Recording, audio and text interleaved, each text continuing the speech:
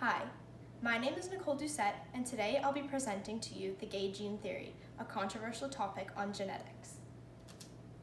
What is the gay gene theory? The gay gene theory is a theory that states that 25 to 30% of your sexuality is based on the chromosomes in your body.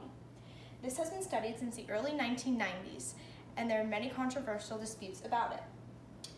One misconception is that the gay gene decides whether you are gay, straight, or bisexual by a single gene.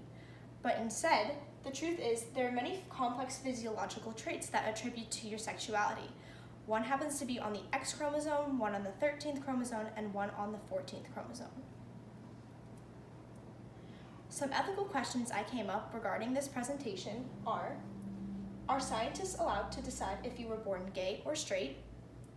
Can sexuality really change over time? Is it okay to label people as heterosexual or homosexual? And if you are really born with or without a gay gene, can other things influence your sexuality or to not correlate with that gene? So what studies have been done? The first study is a DNA test. Scientists took samples from 1,000 heterosexual males and 1,000 homosexual males. The findings of the study were that there were similar gene traits within the two groups, but not between the two groups. The second study was the gay brother test.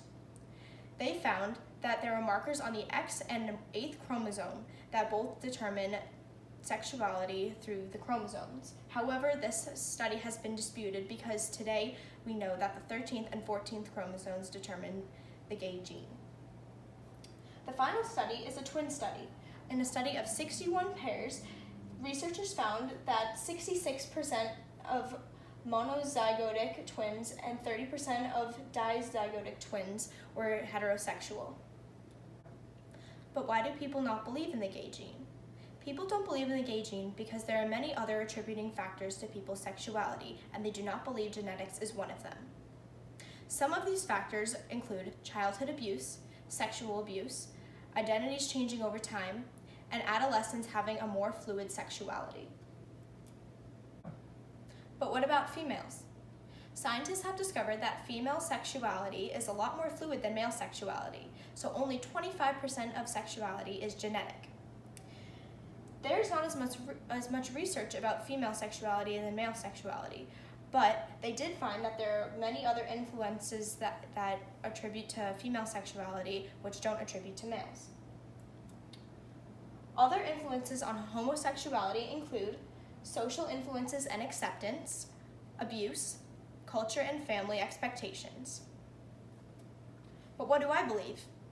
I believe that there are, of course, attributing factors to sexuality through genetics, but there is not one gene that decides if you are born gay or straight. My personal connection to this presentation about the gay gene is that I have members of my extended family who are homosexual. I also have many friends who are also homosexual.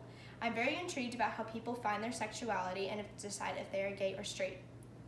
What I've learned in this project is that sexuality is very complicated, and we can't just put a label on whether people are born gay or straight. And the personal impact on this presentation is that I have a lot more appreciation for those who are confused on their sexuality and how people become to decide if they are homosexual or heterosexual. Thank you for listening to this presentation. I appreciate your time.